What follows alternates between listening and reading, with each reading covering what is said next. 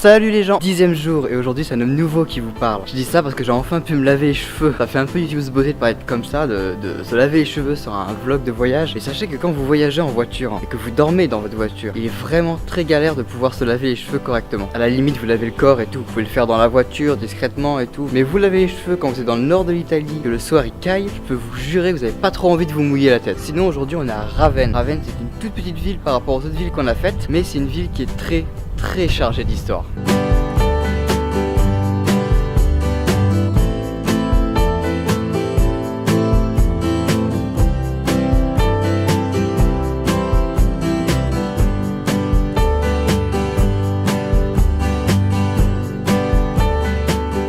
Bon, je me pose à la forteresse Brancaleone pour vous parler un petit peu de Ravenne et de son histoire. Il faut savoir qu'en 400 après Jésus-Christ, à Ravenne, il y avait un port qui donnait sur la mer Adriatique. Et c'était du coup un endroit assez intéressant au niveau économique pour les transports de marchandises, tout ça. Tellement intéressant en fait que le siège impérial de Milan a déménagé à Ravenne. De là, Ravenne a explosé au niveau économique, elle a prospéré comme elle a jamais prospéré. Et 100 ans plus tard, Ravenne est devenue officiellement la capitale de l'Italie byzantine.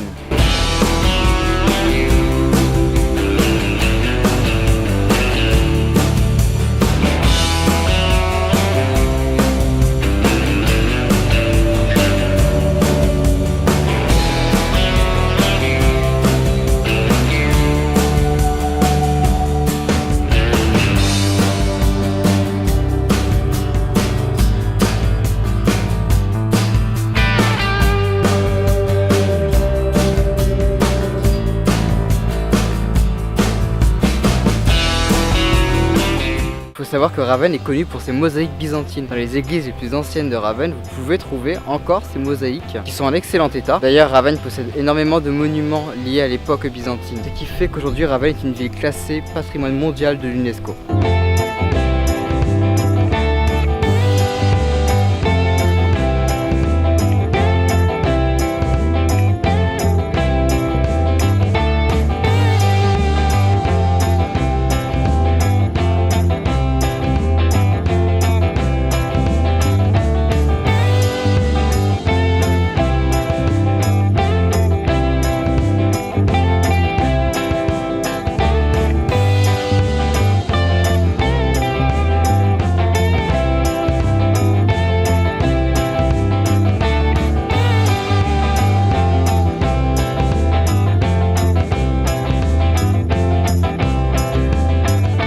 Bon, de retour dans la voiture, je vous épargne les jérémiades, j'ai galéré à trouver ma bagnole, évidemment. Ça n'arrive qu'à moi. Heureusement que je note le nom de la rue parce que sinon ça aurait été une galère. Et aussi le GPS, parce que évidemment comme je suis en Italie, mon téléphone est éteint. J'ai pas envie d'avoir une facture hors forfait de malade. Et heureusement que j'ai le GPS pour mettre l'adresse de la rue où je suis, parce que sinon ça aurait été une chienlit pas possible. Bon, sinon tant que je vous tiens, je vais en profiter pour vider mon sac de bouffe, parce que je garde des trucs pour vous montrer des spécialités italiennes ou des trucs qu'on trouve qu'en Italie. Et il serait temps que je vide mon sac. Ça déjà c'est la poubelle, on s'en tape. Ah oui, vous connaissez sûrement le San Pellegrino, qui je pense est une spécialité italienne. À première vue, ça semble italien. Et en fait, il y a un truc que j'ai trouvé ici, je savais pas que ça existait. Alors personnellement, le San Pellegrino, j'aime pas trop ça. J'ai trouvé la San Pellegrino noir, c'est au kiwi de Sicile. Bon, j'avoue, j'aime pas le San Pellegrino, certes, mais là, on va dire que c'est moins dégueu. D'ailleurs ici on trouve aussi du San Pellegrino à l'orange, qui est pas dégueu. Franchement j'ai goûté, j'aime bien.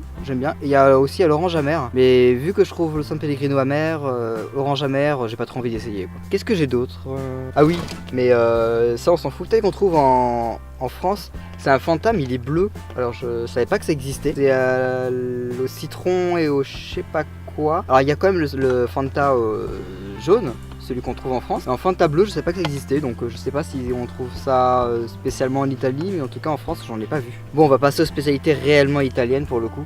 Genre ça. Ce truc là, c'est ce qu'on appelle les grissini. Je vais vous montrer, là, je vais en sortir un du paquet. Voilà, ça se présente comme ça, c'est genre de petits bâtonnets. Ça remplace pas le pain à réellement parler, mais c'est un truc qui se grignote plutôt bien. On va dire que c'est la texture d'une biscotte en fait. Ça a plusieurs saveurs, ça peut être nature. Et là, j'en ai pris au blé complet et j'en ai pris aussi pour goûter à l'olive. À mon avis, ça doit pas être dégueu. Et je vous avoue que ça, c'est ma petite trouvaille italienne, c'est super bon. Si vous avez possibilité d'essayer, il doit y en trouver en France, certainement des, je sais pas, un rayon un peu spécialisé italien.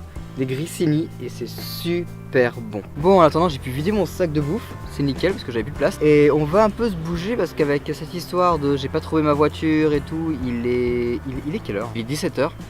Donc il va faire nuit à 18h parce que là ça y est on a eu le décalage horaire, enfin, pas le décalage horaire mais on a reculé d'une heure quoi, ici en Italie comme en France. Donc j'ai 1 heure encore de jour et j'aimerais vous montrer un truc et moi j'ai tellement hâte d'y être parce que c'est la première fois que je vais vous le voir et je vous en dis pas plus, vous allez voir ça au plan suivant. Bon les gens, je suis dégoûté, il fait nuit et je viens tout juste d'arriver sur la côte. En fait je voulais vous montrer la mer Adriatique, c'était pour la première fois pour moi aussi de voir la mer Adriatique. J'en avais tellement envie de la voir quoi. Et du coup ouais, il fait nuit, enfin bref, avec la circulation à Ravenne, la sortie des cours et tout. Ça a eu raison de moi, puis la nuit qui tombe vachement tôt quoi, punaise. Elle est censée tomber à 18h et là à 17h40 elle est tombée, enfin bref. Bon dans tous les cas on n'est pas sans revoir la mer Adriatique. On va faire une ville de la côte où justement il y a un port et on va enfin pouvoir voir la mer Adriatique. Et j'avais tellement hâte parce que derrière la mer Adriatique il y a le Slovénie, la Croatie, la Grèce, il y a tellement des pays que j'aimerais visiter que de voir la mer Adriatique ça aurait été me dire que voilà de l'autre côté il y a ces pays là quoi et ça me dégoûte quoi, franchement il n'y a pas d'autre mot, je suis dégoûté.